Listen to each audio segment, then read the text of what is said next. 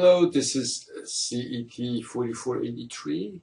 I'm going to continue our previous lecture, which was about TCP/IP and OSI model.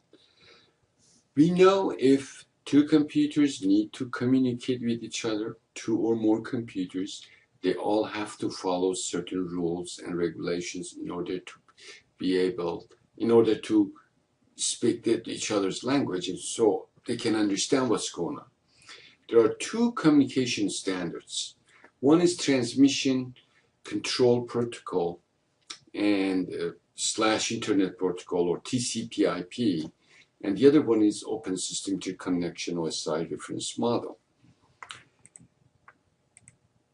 In the TCP/IP, originally first we had the TCP. It was first when the Pentagon or the Defense Department initiated this project. First they created TCP, and later on, because there's so many nodes added to it, so they took the routing functionality away and put them in another functionality. They call them Internet Protocol. So they combine them, so it's called TCP/IP. And what TCP/IP does, we can summarize them in four categories. There are basically four independent functionalities in it. One is the network access layer, the other one is internet layer, and the third one is host-to-host layer, and finally process layer. So there are four layers in TCP/IP.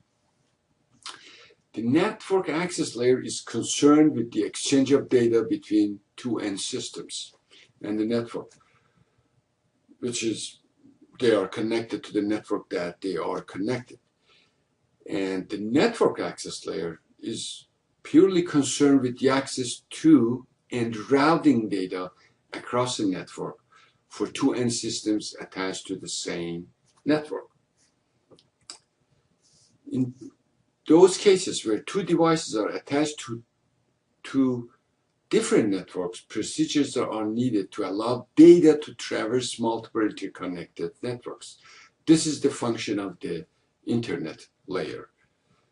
And the Internet Protocol, or IP, is used at this layer to provide the routing function across multiple networks.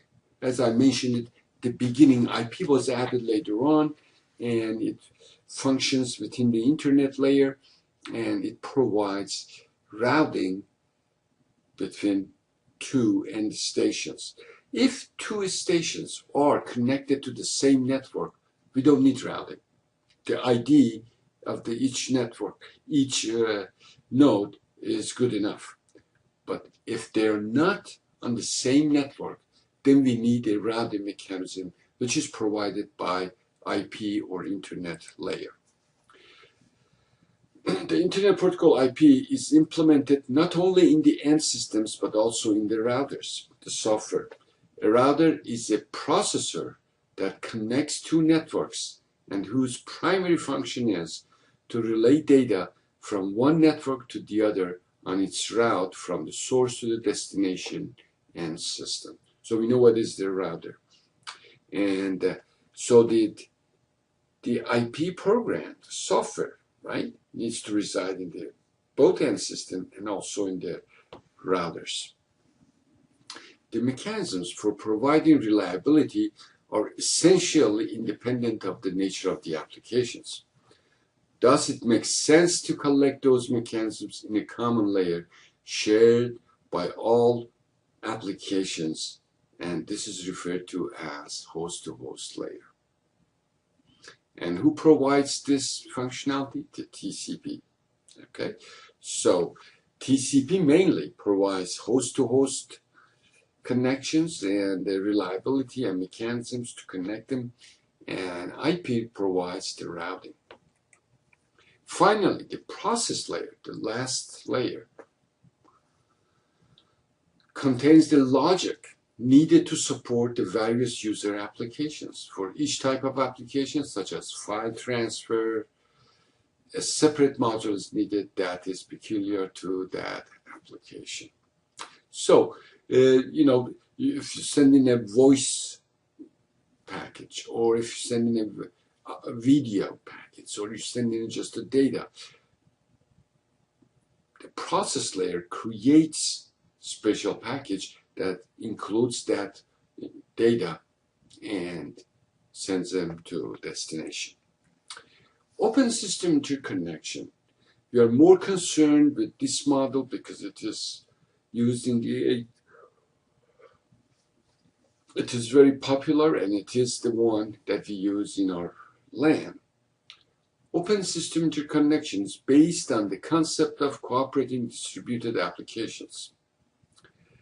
So in the OSI model, a system consists of a computer, all of its software, and any peripheral devices attached to it, including terminals, printers, everything. A distributed application is any activity that involves the exchange of information between two open systems. Examples of such activities include a user at the terminal on one computer is logged onto an application, such as transaction processing on another computer. All kinds of applications. You log into someone other computer, not necessarily on your network or any other network, and you fill up an application, or you request certain transactions, or you buy a ticket, or you order certain things. So these are all part of the services that OSI provides, and because it allows two non-heterogeneous, two different networks, two different computers to communicate via the network. A widely accepted structuring technique, and the one chosen by International Organization for Standardization, is layering. What it says, basically, they sat down, they said, okay, what it takes to make two computers, no matter how different they are, to allow them to communicate. They identified the tasks need to be performed. Then they layered them in 7 layers. They included certain tasks in layer 1, layer 2, layer 3, layer 4, layer 5. So in order two computers to communicate with each other, both computers have to have this communication software, all for 7 layers. All right. So, and this, excuse me, this model was accepted by standardization, and it is the widely accepted and the most popular model for networking. Communication is achieved by having the corresponding peer layers in two systems communicate. The peer layers communicate by means of a set of rules or conventions known as a protocol or rules. The key elements of a protocol are, what are the key elements of a rule? That if you want to establish a rule, syntax, semantics, timing. Syntax is concerned with the format, coding. Semantics is the interpretation of the control information for coordination and error handling. And timing defines the sequence in which the control events should occur. And this is an example of how the system happens. For example, which I want at this point, let me make it a little more clear by using another example here.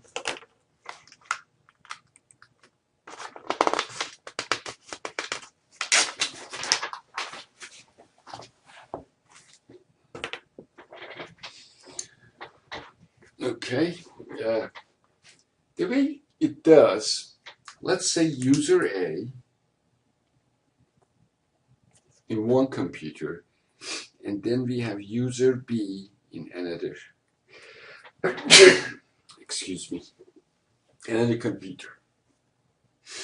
If they want to send a packet, right, this one wants to communicate with this guy. It goes through the layers of communications, right? Layer 1, layer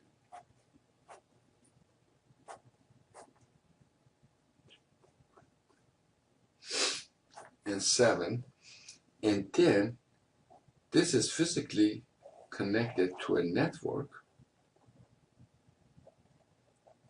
or networks, okay?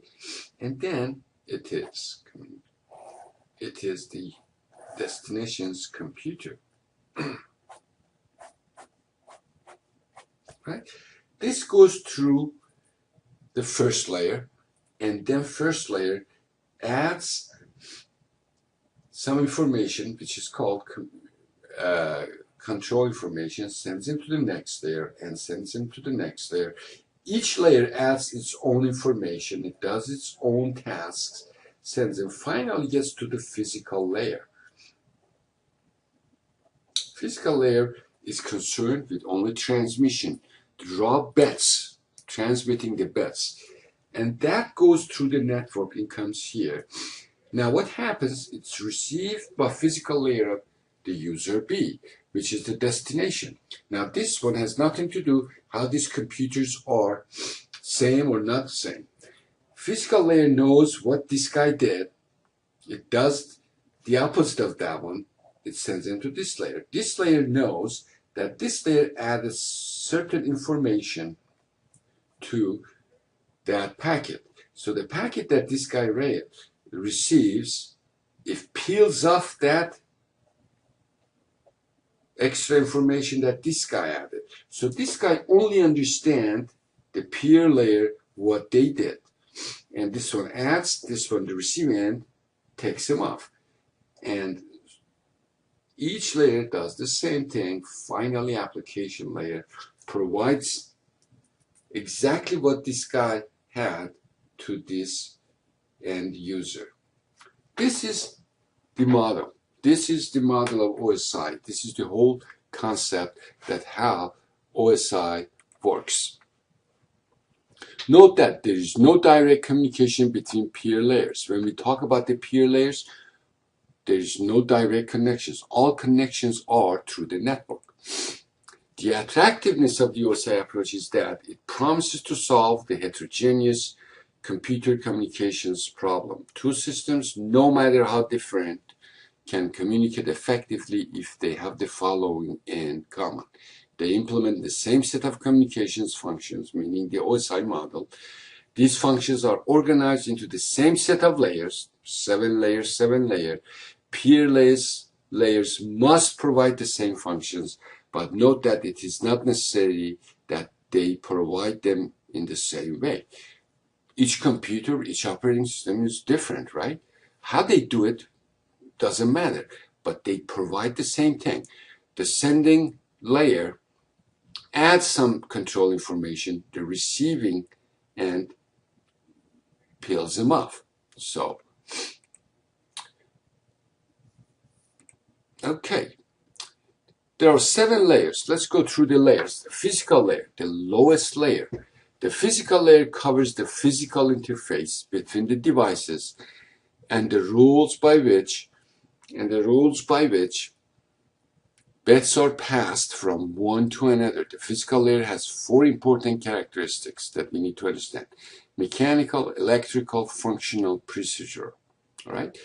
For example, the RS-232C, if you have a computer connected to your telephone line at home, your computer has a modem. Your modem is connected through RS-232C to your computer. It's the most common standard in use today.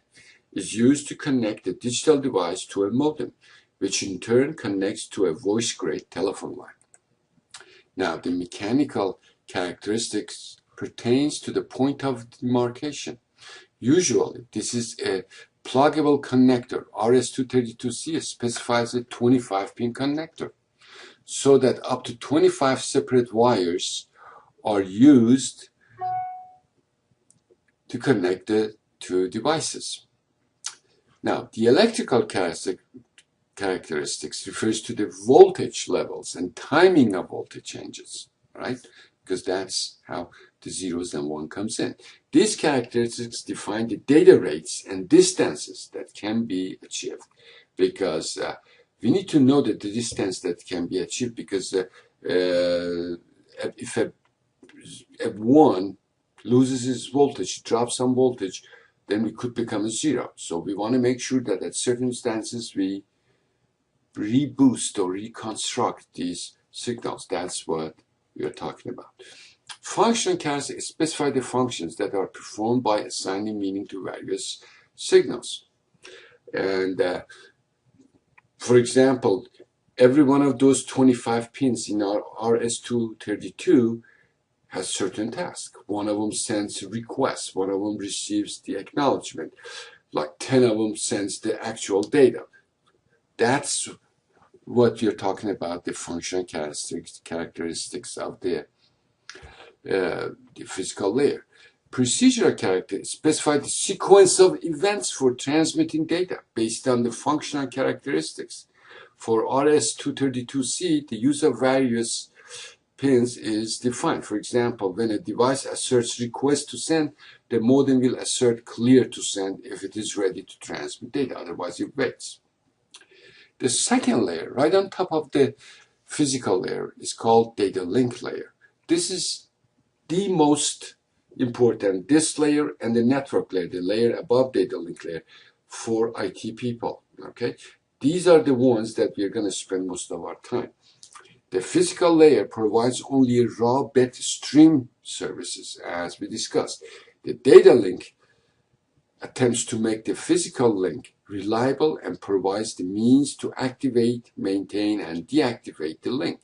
So the asynchronous and synchronous transmission techniques that we haven't discussed it yet, we will discuss it, are the example of that.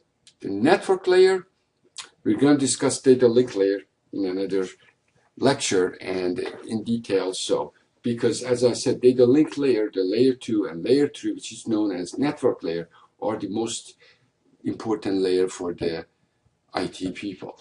The network layer is designed to facilitate communication between systems across a communication network. Internet Protocol is responsible for internet network routing and delivery and relies on a layer 3 at each network for intranet network services. IP is sometimes referred to as layer 3.5 because it's so important. Sometimes they say, oh, it's not just the all in layer 3. TCP is there, also IP maybe should have its own routing. Then on top of the network layer, we have a transport layer. The purpose of layer 4 is to provide a reliable mechanism for the exchange of data between processes in different systems. The transport layer ensures that data units are delivered error-free in sequence with no losses or duplications. All right? Have you noticed that sometimes you get one email, then you get 5 duplicate one of the same email? Sometimes the error takes place, the data does not show up correctly. Those are the job of transport layer. Session layer, which sits on top of the transport layer. The session layer provides the mechanism for controlling the dialogue between the two end systems. In many cases, there will be little or no need for session layer services. The key services provided by the session layer include dialogue discipline, grouping, recovery. In a lot of situations, we really don't need that one. Presentation layer. The presentation layer defines the format of the data to be exchanged, okay, between applications. This layer offers application programs, a set of data transformers such as compressions, encryption, decryptions, that kind of stuff. And finally, application layers. The application layers is the one that we interface with the system. The application layer provides a means for application programs to access the OSI environment. Best email, or however you access your email, your internet. That's the application layer, the program that allows you to access that. All right. These set of notes are done. In our next lecture, we are going to talk about the architecture of the protocols, and we're going to talk really about how we're going to connect these computers, that if you want to establish the local area networks together. And then once I cover that chapter, then you will get your second assignments. Right. We'll see you on next lecture, which will be next week.